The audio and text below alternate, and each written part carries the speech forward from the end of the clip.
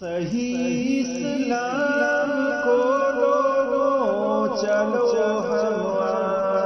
کرتے ہیں۔ السلام علیکم ورحمۃ اللہ وبرکاتہ۔ الحمدللہ رب العالمین والصلاة والسلام علی اشرف الانبیاء والمرسلین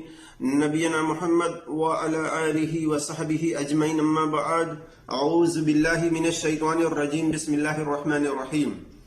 قال اللہ تبارک وتعالی فی قرآن المجید: یا ایہا الذین آمنوا ان جاءکم فاسق بنبأ فتبینوا ان تصیبوا قوما بجہالۃ فتصبحوا علی ما فعلتم نادمین۔ وقال نبی صلی اللہ علیہ وسلم: من کذب علی متعمدا فلیتبوأ مقعدہ من النار۔ رب اشرح لی صدری ویسر لی امری واحلل عقدۃ من لسانی یفقہوا قولی، رب زدنی علما۔ تمنا ہے کہ اس دنیا میں کوئی کام کر جاؤں، تمنا ہے کہ اس دنیا میں کوئی کام کر جاؤں، اگر کچھ ہو سکے تو خدمت اسلام کر جاؤں۔ جدھر دیکھو ادھر ہی اکابر پرستی پھیلی ہے، جدھر دیکھو ادھر ہی اکابر پرستی پھیلی ہے، کیوں نہ ایسے میں لوگوں کو ایک تنبیہ میں کر جاؤں کہ لوگوں اکابر پرستی کے بتوں کو توڑ اب ڈالو، کہ لوگوں اکابر پرستی کے بتوں کو توڑ اب ڈالو۔ یہ موقع ہے غنیمت جان کر تحقیق کرنے کی، نہ کہ اکابر کی ہر بات بلا تحقیق کے تسلیم کرنے کی۔ میرے عزیز دوستوں اور بھائیوں اور میری اسلامی خواتین و حضرات، اللہ تبارک و تعالیٰ کی توفیق سے میں جس ٹاپک پر جس موضوع پر بات کرنے کی کوشش کر رہا ہوں وہ ٹاپک و موضوع ہے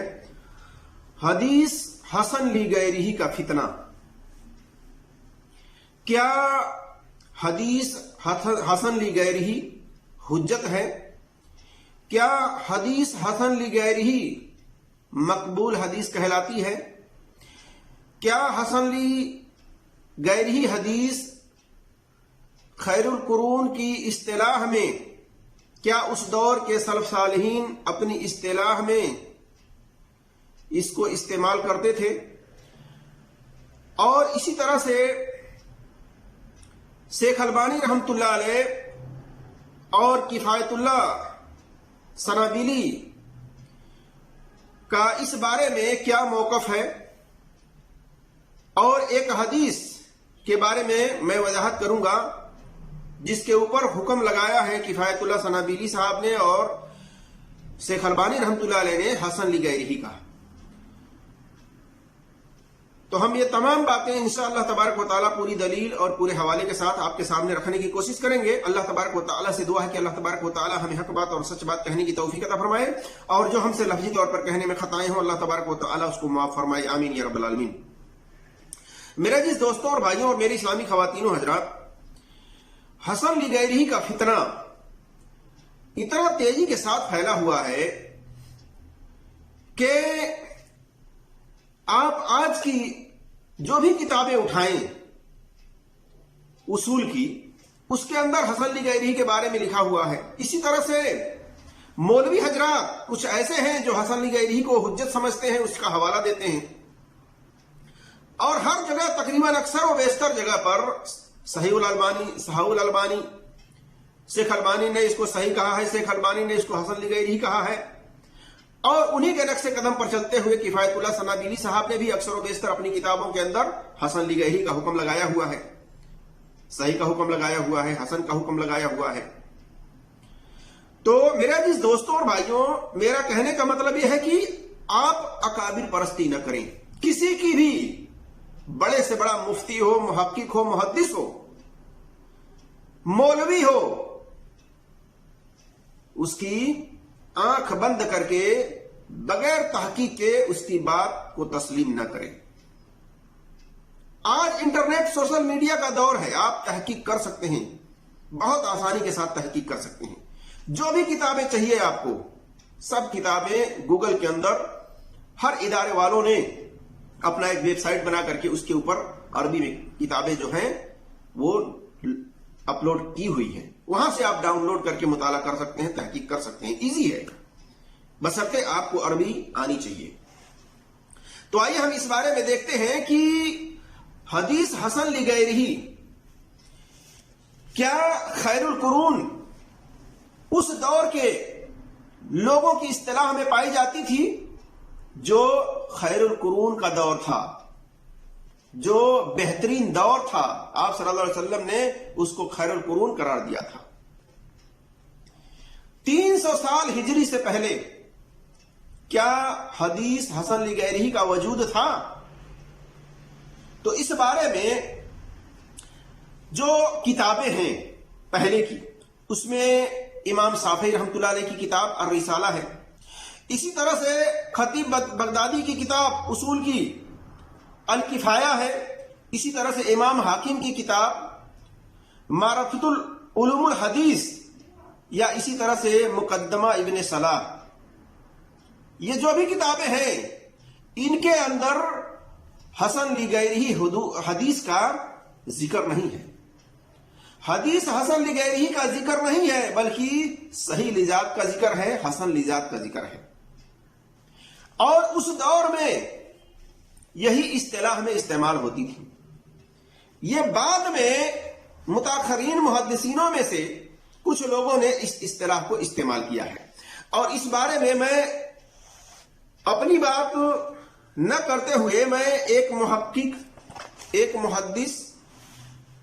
حافظ زبیر علی زئی رحمۃ اللہ علیہ کی بات میں آپ کے سامنے پیش کرنے کی کوشش کروں گا کہ انہوں نے بھی یہی بات کہی ہے کہ حسن لغیرہ اصطلاح خیر القرون کے سلف صالحین میں استعمال نہیں ہوتی تھی، بلکہ بعد میں لوگوں نے اسے ایجاد کیا ہے۔ تو سنیے ان کی بات۔ حسن لغیرہ یہ اصطلاح جو ہے نا، یہ جدید اصطلاح ہے، یعنی ہمارے جو سلف صالحین تھے نا خیر القرون کے، اس دور میں یہ اصطلاح ہمیں ملتی نہیں، صرف امام ترمذی کے عمل سے لوگوں نے کوئی استدلال کیا ہے کہ وہ حسن لغیرہ روایت کو بھی قائل تھے۔ تو اب یہ جو ہماری اصول کی کتابیں ہیں نا، اصول حدیث کی، چاہے وہ امام شافعی کی کتاب الرسالہ ہو، چاہے خطیب بغدادی کی الکفایہ ہو، چاہے وہ حاکم کی معرفت علوم الحدیث ہو، یا مقدمہ ابن صلاح ہو، یہ جتنی کتابیں ان میں حسن لغیرہ کی کا ذکر موجود نہیں ہے۔ صحیح اور حسن کا ذکر تو ہے، حسن لغیرہ کا نہیں۔ تو میرے عزیز دوستوں اور بھائیوں اور میری اسلامی خواتین و حضرات، آپ نے سنا کہ حافظ محقق محدث حافظ زبیر علی زئی رحمۃ اللہ علیہ نے بھی اس بات کو کہا کہ حسن لغیرہ یہ بعد کی ایجاد کردہ ہے، یہ متقدمین محدثین کے ہاں یہ اصول نہیں پایا جاتا ہے۔ اب آئیے ہم آپ کے سامنے بات رکھتے ہیں، یہ بات تھوڑی لمبی ہو جائے گی لیکن علمی بات ہے، اس کو ضرور آپ پوری ویڈیو کو آپ سنیں تاکہ آپ کے علم میں اضافہ ہو۔ کفایت اللہ سرابیلی صاحب نے اپنی کتاب حسن المسلم کے اندر صفحہ نمبر 120 پر ایک دعا لکھتے ہیں، نیند میں گھبراہٹ یا وحشت کی دعا،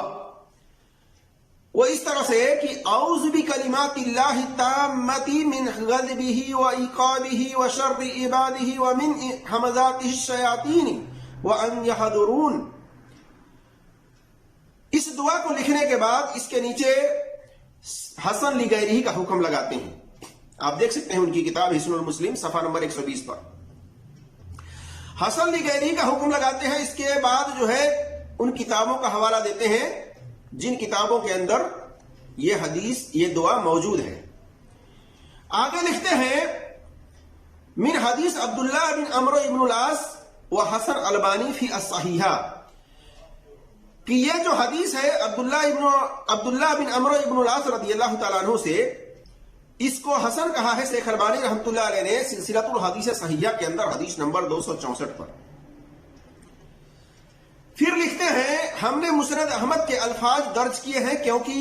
حدیث ولید رضی اللہ تعالی عنہ کی اکثر روایت میں یہی ہے، اس روایت کی دونوں سندیں ضعیف ہیں۔ حدیث ولید صحیح الاسناد و مرسل ہے، اور حدیث عبداللہ بن عمرو بن العاص ابن اسحاق کے انانا کے سبب ضعیف ہے، لیکن دونوں میں مذکورہ یعنی ذکر کردہ متن منقول ہے، لہذا یہ حدیث حسن لغیرہ ہے. یعنی مرسل روایت کو، اس کی سند کو کہتے ہیں صحیح الاسناد، اور جو مرفوع حدیث ہے اس کی سند کو ضعیف کہتے ہیں، لیکن دونوں کی متن سیم ہے. اس کے بنا پر انہوں نے اپنی من مرضی کا حکم لگایا کہ یہ حدیث حسن لغیرہ ہے. آگے لکھتے ہیں واضح رہے کہ حدیث عبداللہ بن عمرو بن العاص رضی اللہ تعالیٰ عنہ کی جو روایت امام نسائی، امام دارمی، امام طبرانی نے نقل کی ہے، اس میں صرف مرفوع حصہ ہے، لیکن بعد نے اس مرفوع حصہ کے ساتھ آخر میں موقوفاً یہ بھی نقل کیا ہے کہ عبداللہ بن عمرو بن العاص رضی اللہ تعالیٰ عنہ مذکورہ یعنی ذکر کردہ دعا لکھ کر اپنے بعد بچوں کے گردن میں لٹکا دیتے تھے. چونکہ اس حصہ روایت میں ابن اسحاق منفرد ہیں، یعنی اکیلے ہیں، اور ان سے روایت بیان کر رہے ہیں، لہذا یہ ثابت نہیں ہے. گلے میں لٹکانے والی بات جو جس روایت میں آئی ہے وہ ابن اسحاق کے انانا کی وجہ سے سما کی صراحت نہ کرنے کی بنا پر کہتے ہیں کہ یہ ثابت نہیں ہے. تو آئیے ہم اپنی تحقیق سے دیکھتے ہیں اس دعا کے بارے میں، اور اس کے بعد ہم بتلائیں گے کہ صحیح کچھ اس دعا کے الفاظ ملتے جلتے ہیں کہ نہیں قرآن کے روح سے، تو ہم اس کو بھی آگے بیان کریں گے. پہلے ہم دیکھتے ہیں اس کی تحقیق. ہماری تحقیق کے مطابق یہ روایت عبداللہ بن عمرو بن العاص رضی اللہ تعالیٰ عنہ سے سنن ترمذی کے اندر حدیث نمبر 3528، سنن ابی داؤد کے اندر حدیث نمبر 3893، تحفۃ الاسراف میں حدیث نمبر 8781، اور مسند احمد میں جلد نمبر 2 صفحہ نمبر 181 حدیث نمبر 6696. اسی طرح سے عمل علی یوم اللیلہ امام نسائی کی حدیث نمبر 765 766، کتاب الدعا امام طبرانی کی صفحہ نمبر 1309 حدیث نمبر 1086، فیض القدیر کے اندر جلد نمبر 1 صفحہ نمبر 228، عثمان الدارمی فی رد علی جہمیہ کے اندر 314 315، اور اسی طرح سے عمل علی یوم اللیلہ ابن سنی کی صفحہ نمبر 441 میں حدیث نمبر 748، مصنف ابن ابی شیبہ میں جلد نمبر 13 صفحہ نمبر 175 حدیث نمبر 25152، اور ابو نعیم کی فی معرفت الصحابہ کے اندر 6509، نتائج الافکار ابن حجر کی جلد نمبر 3 صفحہ نمبر 118 119 کے اندر دیکھ سکتے ہیں. اسی طرح سے الآداب للبہقی کے اندر 953 پر 993 پر، اور فی دعوت الکبیر للبہقی کی 378 530، التمہید لابن عبد البر کی جلد نمبر 24 صفحہ نمبر 109 میں، اور خلق افعال العباد امام بخاری کی خلق افعال العباد کے اندر 89 89 اور 440 پر، ابن ابی دنیا فی العیال کے اندر 656، اور اسی طرح سے الاسماء والصفات امام بہقی کی صفحہ نمبر 519 حدیث نمبر 413، الابانہ میں جلد نمبر 1 صفحہ نمبر 257 258، مستدرک الحاکم میں جلد نمبر 1 صفحہ نمبر 548 حدیث نمبر 2010، سنن نسائی کبریٰ کے اندر حدیث نمبر 10533، الگرانیات کے اندر 578 وغیرہ میں ہے. اور ان تمام طرق کے اندر راوی محمد بن اسحاق مدنی مشہور مدلس ہیں، انہوں نے کسی کے اندر بھی سما کی صراحت نہیں کہی ہے، سننے کے بارے میں ڈیٹیل نہیں بتلائی ہے. یعنی سما کی صراحت نہ ہونے کی بنا پر یہ تمام ان سے آئی ہوئی روایت ترک سند ضعیف ہے، صحیح نہیں ہے اصولی طور سے. اور ان روایتوں کو شیخ البانی رحمۃ اللہ علیہ نے حسن لغیرہ حسن کا حکم لگایا ہے. اسی طرح سے امام حاکم نے صحیح الاسناد کا حکم لگایا ہے، امام ترمذی نے اس کو حسن قرار دیا ہے. لیکن اصول حدیث اسماء الرجال وجر و تعدیل کے میزان پر اس کی تمام سندیں و ترک ضعیف ہیں، جس کے اندر محمد بن اسحاق راوی موجود ہیں. اب آئیے اس کے بعد ہم دیکھتے ہیں کچھ شواہد دوسرے صحابی سے، جس کے اندر ولید رضی اللہ تعالیٰ عنہ ہیں، اسی طرح سے خالد رضی اللہ تعالیٰ عنہ ہیں. تو یہ جو ہے امام بہقی کی کتاب الاسماء والصفات کے اندر حدیث صفحہ نمبر 518 حدیث نمبر 412 کے اندر ان یحییٰ بن سعید ان محمد بن یحییٰ بن حبان ان الولید ابن الولید سے ہے. اور اسی طرح سے مسند احمد کے اندر جلد نمبر 27 صفحہ نمبر 108، جلد نمبر 4 صفحہ نمبر 57 حدیث نمبر 16573 میں، اور مصنف ابن ابی شیبہ میں جلد نمبر 13 صفحہ نمبر 170 حدیث نمبر 25,145 کے اندر ان یحییٰ بن سعید ان محمد بن حبان ان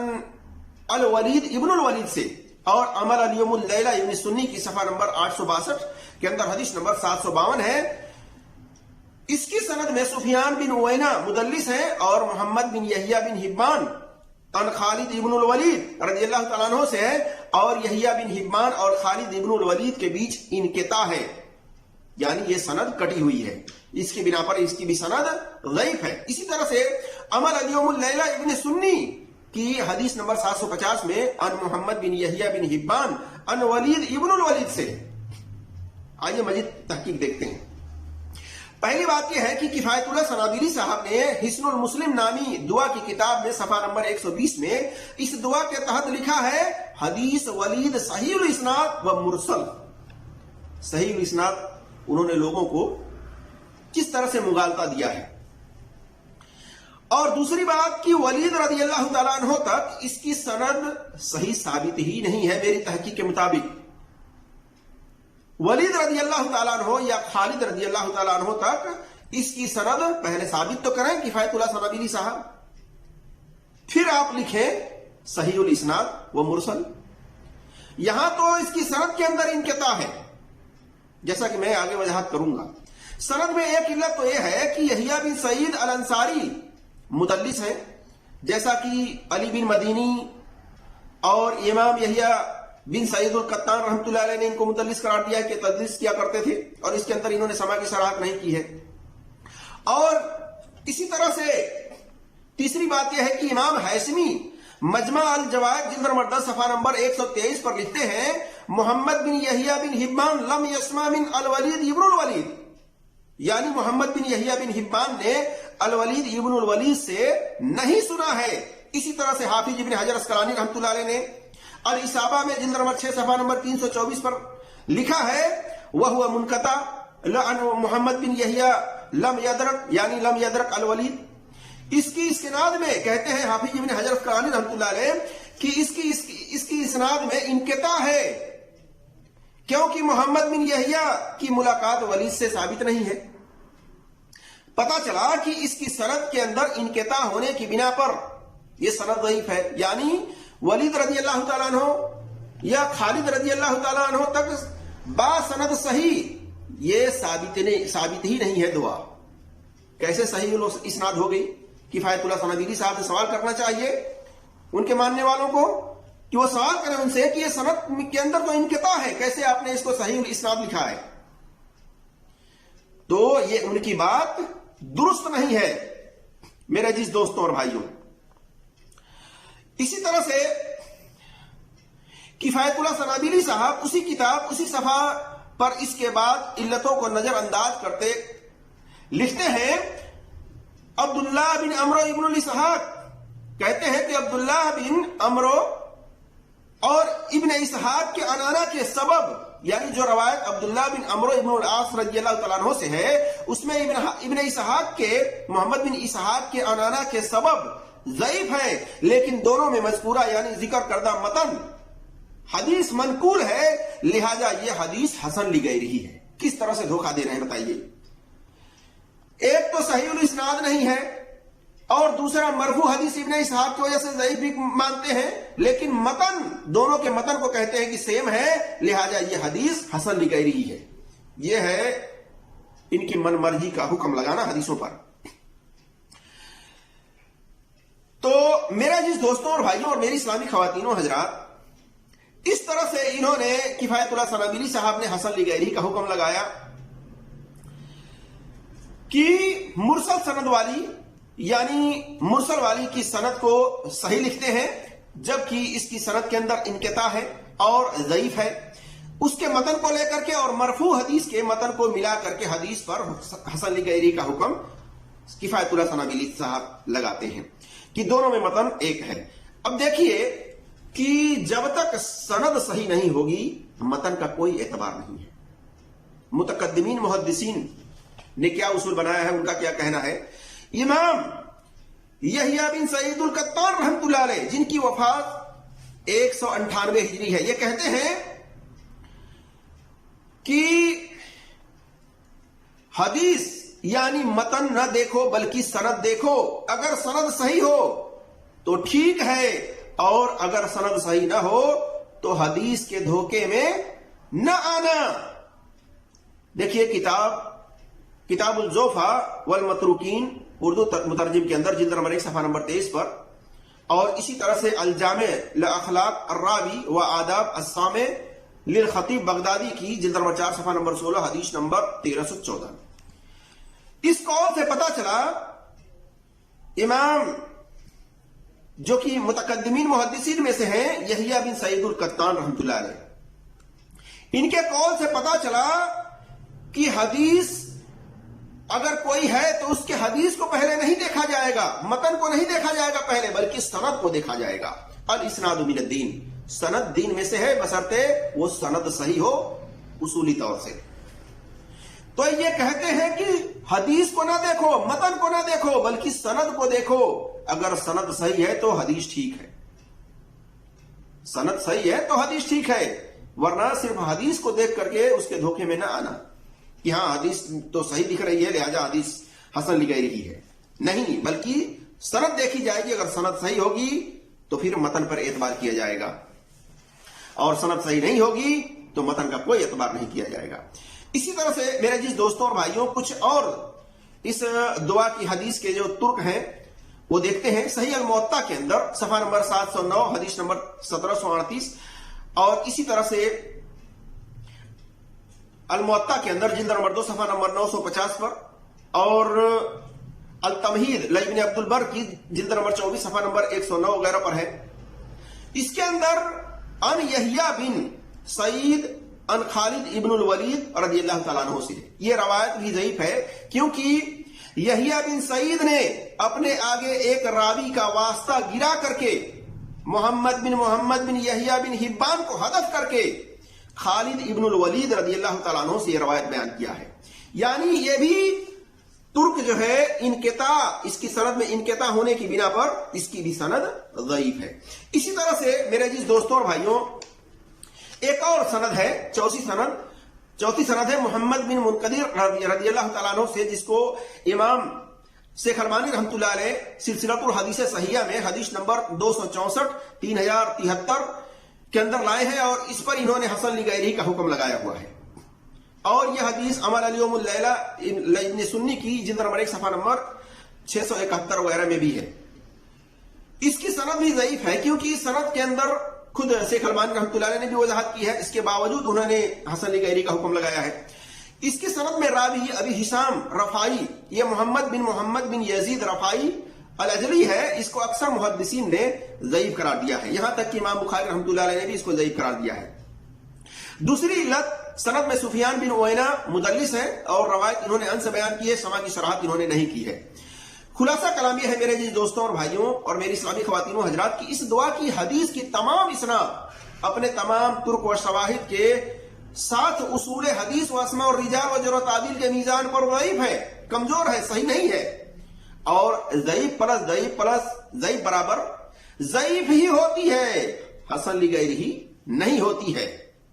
جس طریقے سے 2 + 2 برابر 6 ہوتا ہے، 7 نہیں ہوتا ہے، اسی طرح سے ضعیف پلس ضعیف برابر ضعیف ہی ہوتا ہے، حسن لغیری ہی نہیں ہوتا ہے. کہ آپ اگر 2 نابینا شخص ہیں تو دونوں ایک دوسرے کو تقویت دے کر کے بینا والے بن جاتے ہیں، یہ کون سی اصطلاح ہے میرے بھائیوں؟ ذرا سوچیں، آپ خود دماغ لگائیں. یہ کسی بھی اعتبار سے درست نہیں ہے. جب تک کہ دونوں میں سے یا تینوں میں سے ایک صحت مند نہ ہو، ایک صحیح نہ ہو، تب تک وہ دوسرے کے صحیح کا باعث نہیں بن سکتی، دوسرے کے تقویت کا باعث نہیں بن سکتی میرے عزیز دوستوں اور بھائیوں. تو یہ جو ہے میرے عزیز دوستوں اور بھائیوں متقدمین محدثین جو 300 ہجری سال کے پہلے وفات پانے والے ہیں، ان کے یہاں یہ اصول نہیں پایا جاتا تھا. اگر ایک حدیث کی کئی سندیں یا کئی ترک ہوتی تھیں اور اس کو ساری کی ساری اگر ضعیف ہوتی تھیں تو وہ ضعیف کا ہی حکم لگاتے تھے، حسن لغیری کا حکم نہیں لگاتے تھے. یہ بات آپ یاد رکھیے. اور شیخ البانی رحمۃ اللہ علیہ کا موقف یہ تھا کہ شیخ البانی رحمۃ اللہ علیہ ایک حدیث کئی سند سے یا کئی ترک سے اگر آتی تھی وہ ساری کی ساری ضعیف ہوتی تھی تو اس کو کثرت ترک کے بنا پر حسن لغیرہ کا حکم لگاتے تھے، حسن کا حکم لگا دیتے تھے، جو کہ یہ متقدمین محدثین کے اصول کے خلاف ہونے کی بنا پر یہ باطل ہے، ان کا یہ اصول، اس پر اعتبار نہیں کیا جا سکتا۔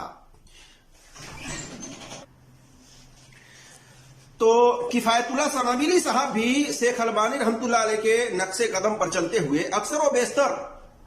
حدیثوں پر جو حکم لگائے ہوئے ہیں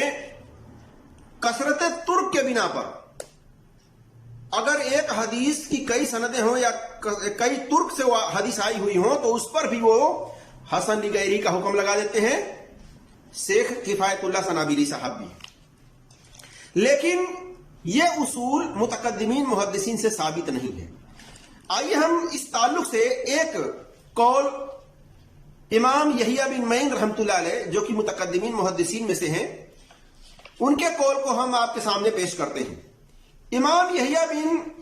معین رحمۃ اللہ علیہ سے اسی طرح سے سوال کیا گیا، ضعیف پلس ضعیف پلس ضعیف برابر حسن لغیرہ کے تعلق سے، کہ کیا ایک حدیث کئی طرق سے آئی ہوئی ہو اور تمام کی تمام ضعیف ہو تو ایک دوسرے کو تقویت دے کر کے صحیح کا باعث بن سکتی ہے؟ تو امام یحییٰ بن معین رحمۃ اللہ علیہ نے کہا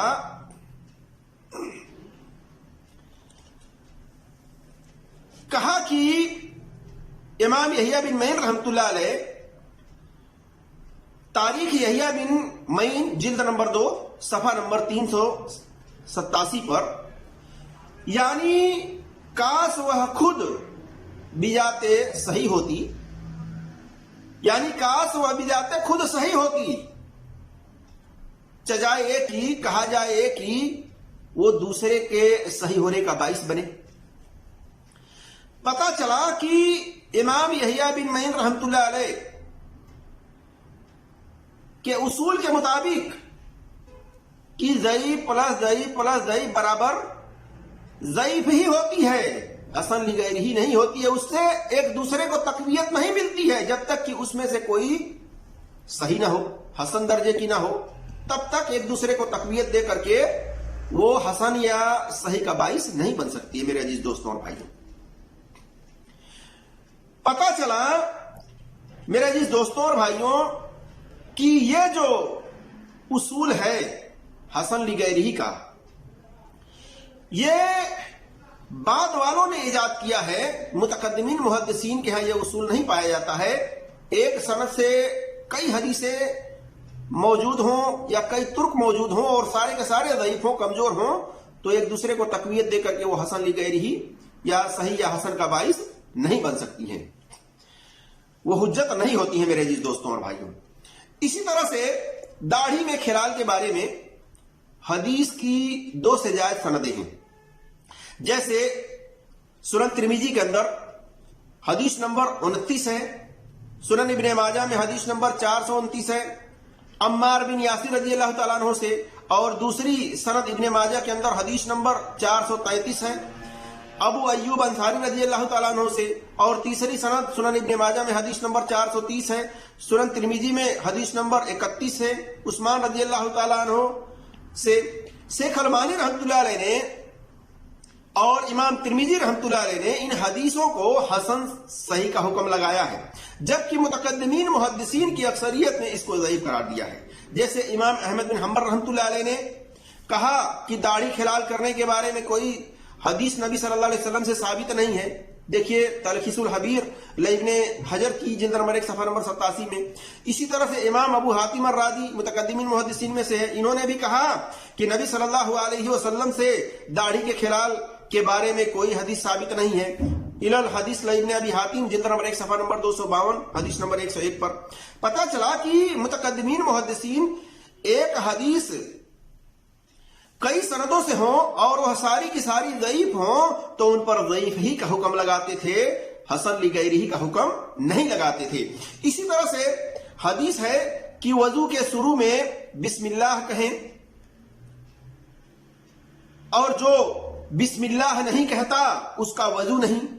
اس کی 1 سے زائد سندیں ہیں۔ اور ساری کی ساری ضعیف ہیں. جیسے سنن ترمذی کے اندر حدیث نمبر 25 ہے، سنن ابن ماجہ میں حدیث نمبر 398 ہے، اور اسی طرح سے سنن ابن ماجہ کے اندر حدیث نمبر دوسری سند سے 297 ہے. شیخ البانی رحمۃ اللہ علیہ نے اس کو حسن کہا ہے، جبکہ امام احمد بن حنبل رحمۃ اللہ علیہ نے کہا اس حدیث کے بارے میں جتنی حدیث ہے اس بارے میں کوئی سند عمدہ یعنی صحیح نہیں ہے. یہی بات امام عقیلی بھی کہتے ہیں، اس باب میں اسناد یعنی حدیث ضعیف ہے. دیکھیے مسائل احمد جلد نمبر 1 صفحہ نمبر 62، مسئلہ نمبر 64 اسی طرح سے جلد نمبر 1 صفحہ نمبر 380 381، مسئلہ نمبر 357 358، تاریخ ابی زرع دمشقی صفحہ نمبر 324 325، کتاب ضعفاء الکبیر للعقیلی کی جلد نمبر 1 صفحہ نمبر 485. اسی طرح سے ایک حدیث کی کئی سندیں ہیں، ایک اور حدیث ہے جس کی کئی سندیں ہیں. امام ترمذی کہتے ہیں اس باب میں نبی صلی اللہ علیہ وسلم سے کوئی چیز یعنی حدیث ثابت نہیں ہے صحیح. جیسا کہ سنن ترمذی کے اندر حدیث نمبر 172 اور 53 میں بھی امام ترمذی نے اسی طرح کا قول کہا ہے، اسی طرح کی بات کی ہے کہ اس باب میں کوئی صحیح حدیث نہیں ہے. امام ترمذی رحمۃ اللہ علیہ کی اس قول سے پتا چلا کہ امام ترمذی رحمۃ اللہ علیہ بھی حسن لغیرہ کو حجت نہیں سمجھتے تھے، بلکہ ایک ترک سے ایک حدیث کئی سند سے کئی ترک سے اگر آئی ہوئی ہوتی تھی تو یہی کہتے تھے کہ اس باب میں کوئی صحیح حدیث نہیں ہے. تو پتہ چلا ان کے ہاں بھی حسن لغیرہ حجت نہیں ہے. جو لوگ ان کے قول کو لے کر کے اور حسن لغیرہ کو حجت سمجھتے ہیں ان کا یہ بات معتبر نہیں ہے، درست نہیں ہے میرے عزیز دوستوں اور بھائیوں. اسی طرح سے وضو سے پہلے بسم اللہ کہنے کے تعلق سے حدیث تو ہے، وہ صحیح حدیث ہے، لیکن کفایت اللہ سنابیلی صاحب اپنی کتاب حسن المسلم کے اندر صفحہ نمبر 36 پر بسم اللہ وضو کے پہلے پڑھنے کی دلیل نقل کی ہے. حدیث کیا لائے ہیں؟ سنن ابی داؤد کی، جبکہ اس سنن ابی داؤد کی حدیث نمبر 101 پر انہوں نے صحیح کا حکم لگایا ہے، جبکہ اس کی سند ضعیف ہے، کیونکہ اس کی سند کے اندر راوی یعقوب بن سلمہ ان ابی ہریرہ سے ہے، روایت بیان کیا ہے. امام بخاری رحمۃ اللہ علیہ کہتے ہیں یعقوب بن سلمہ نے اپنے باپ سے اور ان کے باپ نے ابی ہریرہ سے سنا ہو یہ معلوم نہیں ہے، اور ابن حجر کہتے ہیں یہ مجہول ہے. حافظ ذہبی کہتے ہیں یہ حجت نہیں ہے. اس حدیث پر کفایت اللہ سنابیلی صاحب دیکھ سکتے ہیں آپ حسن المسلم کے اندر صفحہ نمبر 36 پر کہ اس حدیث نمبر پر انہوں نے صحیح کا حکم لگایا ہوا ہے، جبکہ یہ سندن ضعیف ہے. اسی طرح سے سنن ابن ماجہ کا حوالہ انہوں نے دیا ہے، سنن ابن ماجہ حدیث نمبر 397 پر اس پر بھی انہوں نے صحیح کا حکم لگایا ہے، جبکہ سنن ابن ماجہ حدیث نمبر 397 کی سند کے اندر ایک راوی ربیع بن عبد الرحمن کو امام بخاری رحمۃ اللہ علیہ نے منکر الحدیث قرار دیا ہے. اور کفایت اللہ سنابیلی صاحب یہ بات اچھی طرح سے جانتے ہیں کہ جس راوی کو امام بخاری رحمۃ اللہ علیہ منکر الحدیث قرار دیں اس سے روایت لینا کسی کے لیے جائز نہیں ہے. اس کے باوجود یہ اس کی روایت کو صحیح کا حکم لگا کر کے اور لوگوں میں حجت اور دلیل پیش کرتے ہیں. میرے عزیز دوستوں اور بھائیوں، اسی طرح سے جانور کو کھسی کرنے کے تعلق سے جتنی حدیثیں ہیں سب سند کے اعتبار سے ضعیف ہیں، صحیح نہیں ہے. لیکن شیخ البانی رحمۃ اللہ علیہ نے اپنے موقف کے مطابق تمام ترک کو مجموعی طور پر حسن لغیرہ یا حسن کا حکم لگایا ہوا ہے. جبکہ کفایت اللہ سنابیلی صاحب اضطراب کے بنا پر کہ ابن عقیل نے اضطراب کیا اس بنا پر کہتے ہیں کہ یہ ضعیف ہے، صحیح نہیں ہے. حالانکہ یہ تمام کو ملا کر حسن لغیرہ وہ بھی بن جاتی ہیں، لیکن وہی ہے من مرضی، جہاں من کیا صحیح کا حکم لگا دیا، جہاں من مرضی جہاں من کیا وہاں پر ضعیف کا حکم لگا دیا. تو اس طریقے سے کفایت اللہ سنابیلی صاحب نے حکم لگایا ہے. جبکہ بسم اللہ وضو سے پہلے پڑھنے کی دلیل سنن نسائی کے اندر حدیث نمبر 78 ہے، صحیح ابن خزیمہ کے اندر حدیث نمبر 144 ہے. اس کے اندر قتادہ مدلس ہے، سما کی صراحت نہیں کی ہے، لیکن صحیح مسلم کے اندر انہوں نے انس رضی اللہ تعالیٰ عنہ سے سما کی صراحت کی ہے، جیسا کہ آپ دیکھ سکتے ہیں صحیح مسلم میں حدیث نمبر 2279 اور 5943. تو میرے عزیز دوستوں اور بھائیوں اور میری اسلامی خواتین و حضرات، اگر یہی اصول بنا لیا جائے کہ ضعیف پلس ضعیف پلس ضعیف برابر حسن لغیرہ ہی، تو پھر احناف کے نزدیک جو ترک رفع دین کی حدیثیں ہیں، ناف کے نیچے ہاتھ باندھنے والی جو حدیثیں ہیں، یہ بھی اس اصول کے مطابق حسن لغیرہ ہی بن جاتی ہیں، کیونکہ ان کی بھی ایک سے زائد سندیں ہیں۔ تو یہ اصول ہی صحیح نہیں ہے، لہذا حسن لغیرہ ہی کو حجت نہیں سمجھنا چاہیے، کیونکہ آپ صلی اللہ علیہ وسلم کی 100% یہ بات نہیں ہوتی ہے۔ اس کی سندوں کے اندر ایسی ایسی علتیں ہوتی ہیں جس کی بنا پر اس کی سند پر اعتبار نہیں کیا جا سکتا ہے۔ اور اسی طرح سے میرے عزیز دوستوں اور بھائیوں، جو دعا ہم نے آپ کے سامنے پیش کی تھی کہ نیند میں گھبراہٹ کے تعلق سے یا ڈر کے تعلق سے، تو اس کے جو کچھ الفاظ ہیں وہ قرآن کے روح سے پڑھنا ثابت ہے۔ جہاں بھی آپ کو شیطان ڈر دلائے یا شیطان نے وسوسہ آپ کے دل میں ڈالا ہو، تو اس سے بچنے کے لیے، اس کے وسوسے سے، اس کے ڈر سے بچنے کے لیے آپ قرآن کی ایک آیت کے روح سے آپ اس کو پڑھ سکتے ہیں، جیسا کہ قرآن سورہ المومنون آیت نمبر 97 سے 98 میں ہے، وَقُلْ أَعُوذُ بِكَ مِنْ حَمَزَاتِ الشَّيَاطِينِ وَأَعُوذُ بِكَ رَبِّ أَنْ يَحْضُرُونَ، کہ اور دعا کریں کہ اے میرے رب، میں شیطان کے وسوسوں سے تیری پناہ چاہتا ہوں، اور اے رب میں تیری پناہ چاہتا ہوں کہ وہ میرے پاس آ جائے۔ اور سورہ نحل آیت نمبر 98 میں ہے کہ فَإِذَا قَرَأْتَ الْقُرْآنَ فَاسْتَعِذْ بِاللَّهِ مِنَ الشَّيْطَانِ الرَّجِيمِ، اور جب قرآن پڑھیں تو شیطان کے شر سے اللہ کی پناہ طلب کر لیا کریں۔ اس کے بعد سورہ نحل آیت نمبر 99 میں اللہ تبارک و تعالیٰ نے فرمایا ہے، جس کا ترجمہ یہ ہے کہ ایمان والوں اور اپنے رب پر بھروسہ کرنے والوں پر زور نہیں چلتا ہے، یعنی شیطان کا ایمان والوں پر اور جو لوگ اللہ پر بھروسہ رکھتے ہیں ان پر شیطان کا زور نہیں چلتا ہے۔ تو میرے جس دوستوں اور بھائیوں، قرآن کے روح سے کچھ حصہ اس حدیث کی دعا کا ثابت ہے، لہذا اس کو پڑھنے میں کوئی حرج نہیں ہے، لیکن نبی صلی اللہ علیہ وسلم کی طرف اس حدیث کو منسوب کر کے پڑھنا یہ درست نہیں ہے میرے عزیز دوستوں اور بھائیوں۔ اسی طرح سے میرے عزیز دوستوں اور بھائیوں، حسن لغیرہ یہ بہت بڑا فتنہ ہے، اس سے بچنا چاہیے۔ جس کتاب کے اندر بھی حسن لغیرہ کا حکم لگایا گیا ہو حدیث کے آگے، حدیث کے تحت، تو یہ سمجھ لیں کہ حسن لغیرہ یہ حدیث جو ضعیف حدیث کی قسم ہے، ان قسموں میں سے ایک قسم ہے حسن لغیرہ، اور یہ حجت نہیں ہے، یہ آپ صلی اللہ علیہ وسلم کی 100% بات نہیں ہے۔ لہذا اس سے اجتناب کریں، اس سے بچیں، اور جو لوگ اپنے تقریر میں حدیث بیان کرنے کے بعد کہیں کہ شیخ البانی رحمۃ اللہ علیہ نے حسن لغیرہ کہا ہے، کفایت اللہ سنابیلی نے حسن لغیرہ کہا ہے، یا حسن لغیرہ لکھا ہے جن کتابوں کے اندر، اس پر اعتماد نہ کریں، کیونکہ یہ آپ صلی اللہ علیہ وسلم کی طرف یہ